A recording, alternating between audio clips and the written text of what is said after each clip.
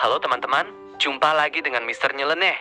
Sejak kecil kita sering dengar, bakteri itu kotor, bikin sakit, harus dibunuh. Tapi tahukah kamu? Kalau semua bakteri hilang dari tubuh kita, manusia justru bisa mati dalam hitungan hari. Hari ini kita bahas tuntas. Jenis bakteri apa saja, jumlahnya, cara kerjanya dari lahir sampai mati.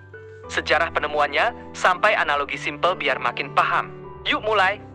Sedikit sejarah. Dulu, sebelum abad ke-17, orang tidak tahu ada makhluk sekecil bakteri. Semua penyakit dianggap akibat angin, udara buruk, atau kutukan. Baru pada tahun 1676, ilmuwan bernama Anton van Leeuwenhoek menemukan bakteri menggunakan mikroskop buatannya sendiri. Ia menyebutnya hewan kecil. Baru sekitar 200 tahun kemudian, Louis Pasteur dan Robert Koch membuktikan bahwa sebagian bakteri memang menyebabkan penyakit. Sejak itulah muncul anggapan, semua bakteri itu jahat. Padahal kenyataannya lain. Jumlah dan jenis bakteri di tubuh. Secara keseluruhan, tubuh manusia punya sekitar 38 triliun sel tubuh. Tapi jumlah bakteri di dalam dan di permukaan tubuh kita mencapai 39 sampai 40 triliun sel. Artinya jumlah bakteri lebih banyak dari sel tubuh kita sendiri. Mereka membentuk komunitas yang disebut mikrobiota. Berikut jenis utamanya. Pertama, Lactobacillus. Lokasi, usus halus, mulut, dan area kewanitaan. Jumlah, ratusan miliar sel.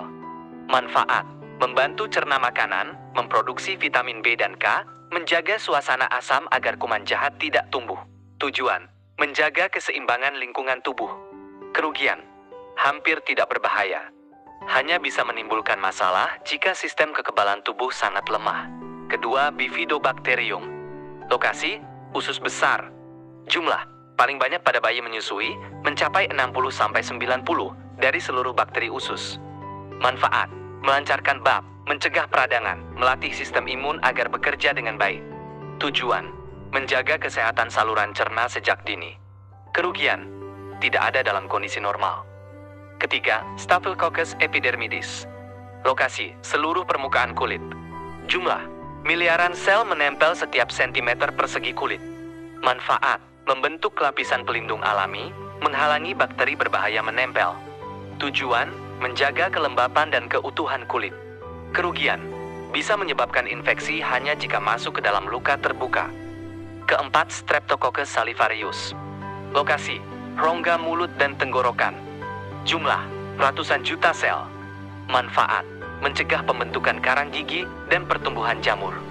Tujuan, menjaga kebersihan alami rongga mulut. Kerugian, tidak berbahaya selama posisinya tepat. Analogi sederhana. Bayangkan tubuh kita itu sebuah kota besar. Sel tubuh kita adalah warga penduduk asli. Bakteri bermanfaat adalah petugas kebersihan, petani, dan petugas keamanan yang menjaga kota tetap rapi, menyediakan makanan, dan mengusir penjahat. Bakteri jahat hanyalah penyusup atau penjahat kecil yang jumlahnya sedikit. Masalah baru muncul kalau petugas berkurang drastis atau penjahat jumlahnya meledak. Barulah kotanya jadi kacau. Cara kerja bakteri dari hidup sampai mati. 1. Mulai hidup. Sebelum lahir, tubuh bayi masih bersih dari bakteri. Bakteri pertama masuk lewat jalan lahir, lalu lewat ASI, sentuhan ibu, dan udara. Ini adalah tim penjaga pertama yang dibutuhkan bayi itu. Masa aktif dan berkembang biak. Bakteri berkembang biak dengan cara membelah diri menjadi 2 setiap 20-30 menit. Mereka bekerja terus-menerus, memecah sisa makanan, mengambil nutrisi, mengeluarkan zat yang bermanfaat bagi tubuh. Selama makanan sehat, mereka tumbuh subur seri, masa penuaan dan mati. Umur satu sel bakteri hanya beberapa jam sampai beberapa hari. Setelah mati, tubuh akan membuangnya lewat kotoran, keringat, atau air seni. Bakteri baru terus menggantikan yang mati, siklus ini berlangsung seumur hidup. Kesimpulan. Jadi, teman-teman, tidak semua bakteri itu jahat. Sebagian besar adalah teman hidup yang tak tergantikan.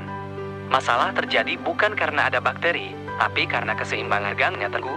Misalnya karena makan tidak teratur, terlalu sering pakai obat antibakteri tanpa alasan, atau kurang istirahat. Mulai sekarang, jangan buru-buru menyalahkan semua bakteri ya. Terima kasih sudah menyimak sampai akhir. Kalau ada pertanyaan atau pengalaman sendiri, tulis saja di kolom komentar. Jangan lupa like kalau bermanfaat dan subscribe supaya tidak ketinggalan penjelasan seru lainnya dari Mister Nyeleneh. Sampai jumpa di video berikutnya.